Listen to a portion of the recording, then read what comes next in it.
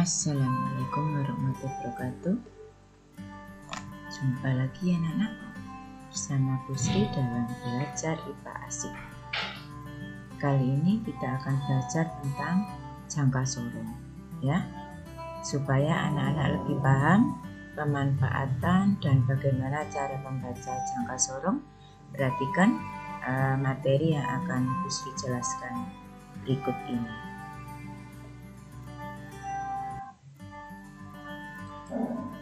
Ya, ini adalah jangka sorong dengan bagian-bagiannya. Ini adalah rahang atas anak-anak. Kemudian ini rahang luar, ya, ini. Kemudian ini adalah skru pengunci supaya tidak bergerak, ya. Kemudian ini skala nonius. Bawah ini skala nonius. Kemudian ini skala inci, ini skala sentimeter. Ini pengukur kedalaman. Nah, ini adalah bagian dari jangka sorong. Jangka sorong fungsinya untuk mengukur panjang suatu benda dengan ketelitian 0,1 mm. Rahang tetap dan rahang bawah geser. 0,1 mm atau 0,01 cm, ya. Rahang tetap dan rahang bawah geser ke atas. Nah, ini kalau kita lihat, ini adalah rahang sorong atas, ya. Kemudian ini rahang sorong bawah. Ini adalah benda yang akan diukur.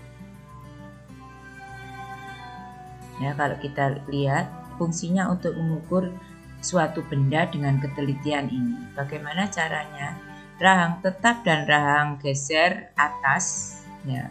Ini adalah rahang geser atas, ya.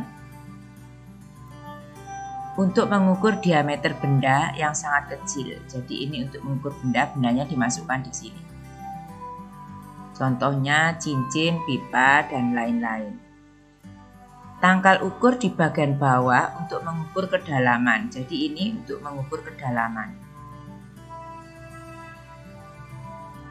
Misalnya kedalaman tabung, lubang kecil, atau perbedaan tinggi yang kecil. Untuk mengukur suatu benda dari sisi luar dengan cara diapitnya. Ini dengan cara diapit, ya. Ini ada benda yang akan diukur. Ini rahang bawah. Ini yang skala noniusnya, ya, ini tombol kuncinya. Ini skala utama. Jangka sorong jenisnya ada jangka sorong analog atau manual, jangka sorong digital, jangka sorong arloji atau jam, dan jangka sorong ketinggian. Bagian jangka sorong dan fungsinya tadi sudah. Rahang dalam terdiri atas rahang geser dan rahang tetap.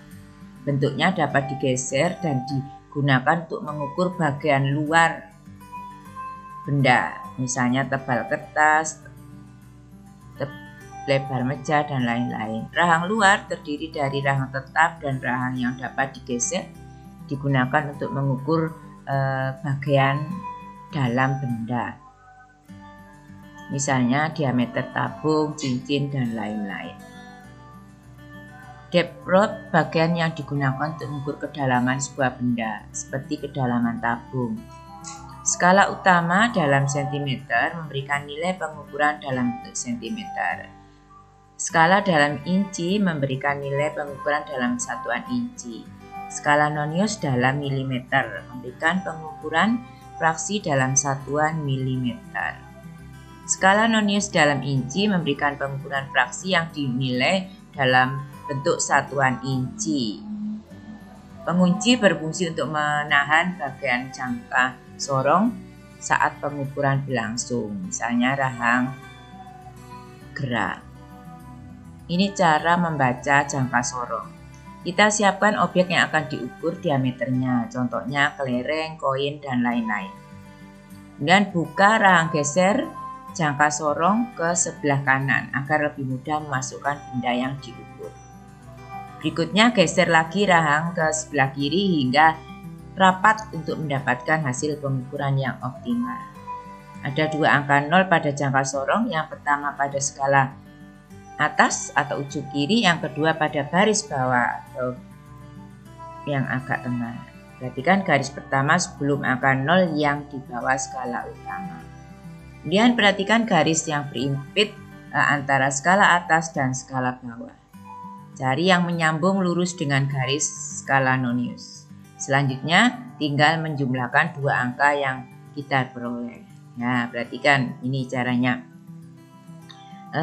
Ini ada sebuah batu diukur ketebalannya menggunakan jangka sorong. Hasil pengukuran menunjukkan skala berikut. Nah, berapakah tebal batu tersebut? Batu bata tersebut. Perhatikan, tadi kita lihat angka sebelum 0 adalah angka 5. Ini angka 5 ya. Kemudian setelah 5 ini ada sisanya berapa? Ada angka 1, 2. Sebelum 2 berarti 5,1. Kita tulis 5,1 cm. Kemudian skala noniusnya adalah angka yang lurus. Ada yang angka lurus, yaitu di sini ada angka lurus antara skala nonius dan skala utama. Ada pada angka 5. Ya, ada angka pada angka 5. Berarti 5 kalau kita lihat dikalikan 0,01 karena ini 0,01, 02, 03, 04, 05. Jadi atau 5 dikalikan 0,01 karena ketelitiannya 0,01. Sehingga ada 0,05. Maka kita jumlahkan tebal batu bata ini 5,1 ditambah 0,05. Ya, jadi ini. Jadi tebal batu bata tersebut adalah 5,15. Nah, ini contoh yang kedua. Suatu balok kayu diukur menggunakan jangka sorong dengan hasil pengukuran ini. Ya, perhatikan. Sebelum angka 0 ada angka 7. Ada garis berapa? 1, 2. Berarti 7,2. Ya, ini 7,2. Sekarang skala noniusnya yang lurus ada angka berapa? Kita lihat ya, ini ada angka yang lurus. Ada angka berapa? Ya, 10 di sini, 11, 12. Berarti ada 12. Kali berapa tadi? 0,01. Berarti 0,12. Maka tebal balok ini 7,2 ditambah 0,12 yaitu 7,32. Ya, ini pembahasan ini ya. Nah, ini soal yang lain. Lia membeli 4 buah buku tulis yang sama lalu mengukur ketebalannya. 4 buku tersebut dengan jangka sorong dengan hasil pengukuran sebagai berikut. Nah, ini ada sebelum angka 0 yang di bawah ini ada angka 0, sebelum angka 0 angka 12. Masih kalau ini 1 masih kurang, berarti 12. Ya, kita lihat 12,0. Kita tulis 12,0. Sekarang skala vernil atau skala nonius kita cari mana yang lurus. Ini kurang lurus. Lah, ini ada angka yang lurus, yaitu angka 0, 1, 2. Nah, berarti 2 kali 0,01. Maka tebalnya adalah 12 ditambah 0,02, yaitu 0,01 kali 2. 12,02. Maka ini ada 4 buku, berarti 1 buku tebalnya ini dibagi 4. Ya, saya ulangi. Jadi ketika kita lihat angka yang atas dulu. Angka berapa? 12. Sebelum angka 0 ini kan ada angka 12. Terus di sini ternyata ini masih kurang dari sini, masih 12 nggak ada, tambahannya nggak ada 1, berarti 12 saja.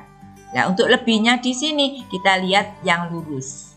Mana dari atas ini dengan yang bawah yang lurus ya, kita menemukan di sini angka 2, 0, 1, 2. Nah, ini ya. Nah, ini soal yang selanjutnya. Lisa memiliki sebuah kotak pensil berbentuk balok dengan volume sebesar 6,656,25 cm3. Dia mengukur tebal kotak pensil tersebut menggunakan jangka sorong. Hasilnya sebagai berikut. Nah, ini ada kotak pensil ya. Nah, kita lihat di sini, sebelum angka 0 angka berapa? 8, koma berapa? 1. Ya, kita lihat. Kemudian yang lurus angka berapa? Kita lihat, ada angka yang atas dengan yang lurus. Lah, ini ada angka 7.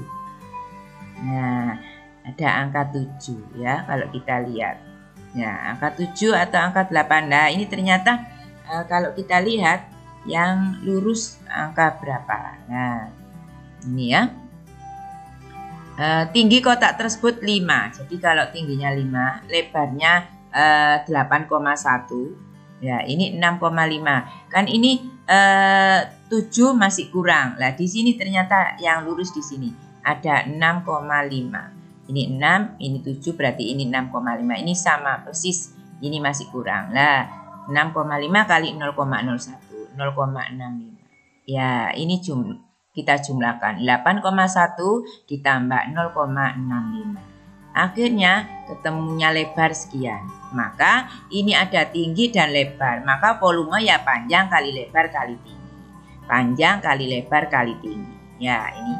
Sehingga kita bisa menemukan panjangnya. Nah, ini ya. Jadi itu tadi tentang